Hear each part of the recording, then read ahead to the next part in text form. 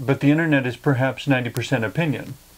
I don't know if I'd say 90%. It depends on where you look, I guess. Okay. Because what the internet, I mean, it's like Not anything. that the opinions are false.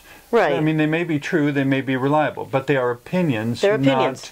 not reporting of facts. Well, it depends, though. I'm going to challenge some of that. Okay. When you do a search in Google, which is how maybe most people do searches, what I have found in recent years is that what comes up are blogs, which are mainly opinions. Okay. I find that very frustrating.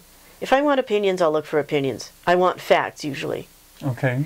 So there's the no opinions distinction come. between The factual opinions come later. information Yeah, and so unless you fashion your search phrases, and then you get into all of this minutia about how to do searches and all that. And of course, how to do searches is changing from one year to the next. Right, but the average person doesn't pay attention to that. The average person puts a phrase in an edit box and hits enter. And so the understanding of what people are consuming, reading, listening to, or viewing on the internet, the ability to analyze, the ability to think critically and to analyze that content is not keeping up with the availability of that content. Okay. So Well, you have a lot of people who think they know things that really don't. Or they've heard things, but we don't know whether, again and again, we don't know whether the information is reliable or not. Yeah, it could be But someone's experience as opposed to the product of somebody's in-depth research. But as unreliable as it may be, the information that we find may be all we have to go on. That's right. Which, And it may be the more predominant thing that comes up, and the rest is buried in the millions and billions of websites that there must be. And so when I say a lowbrow activity, I mean both the creators of it, but also the consumers of it. People in developed countries, lower expectations. and just a layer of access to low quality information that people really haven't had before, and that people mistake as being knowledgeable sources of information. Okay. So before you're saying there were checks and balances that kept the information of a certain minimal quality.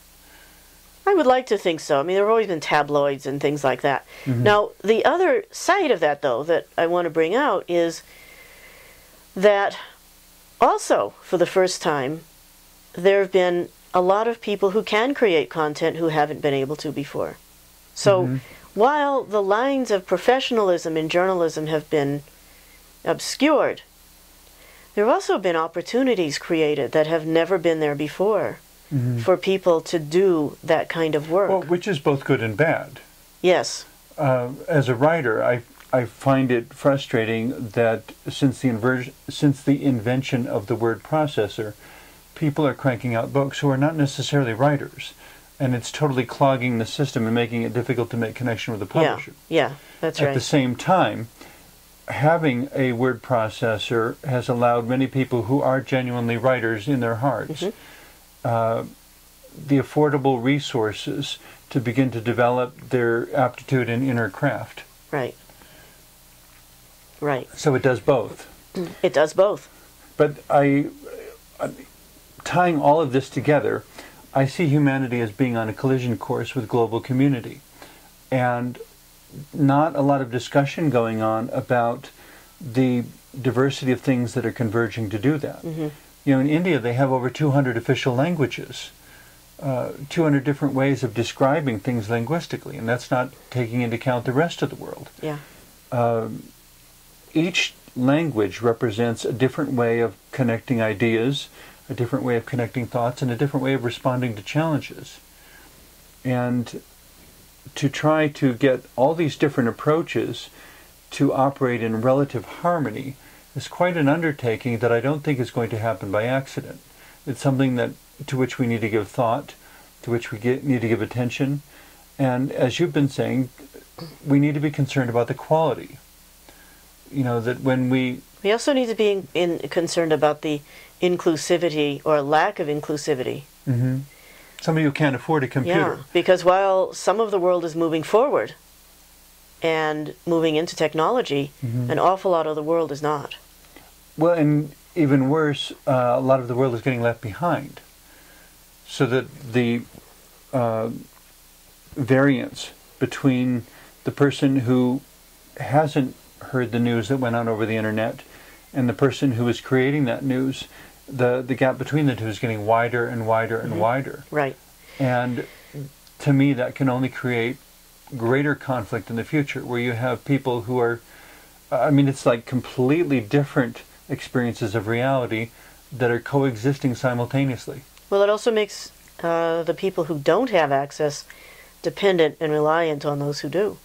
So that those who do have access have the ability to manipulate and to filter and to censor what they know.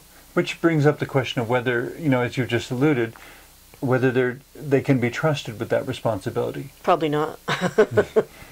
In too many cases, not. Probably not. I keep especially when they're in the form of things like political parties or fundamental fanatical religious groups, that kind of thing. That where the majority of the people are perhaps very poor, living in abject poverty, and so then the role of those groups is to filter and manipulate information in their own interest.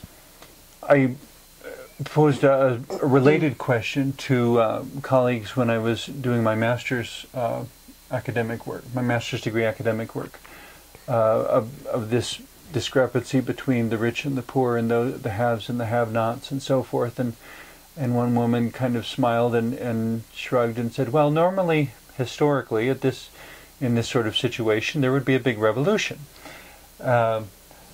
And we all kind of laughed at it, and she said, but no, really, that's historically what happens. When the gap between the two gets too wide, that's right, some sort of horrendously violent conflict erupts. Yeah. I think we are smart enough to do better than that, but I don't know that there's a lot of precedent to say that we will. Well, but we have the opportunity. Excuse me.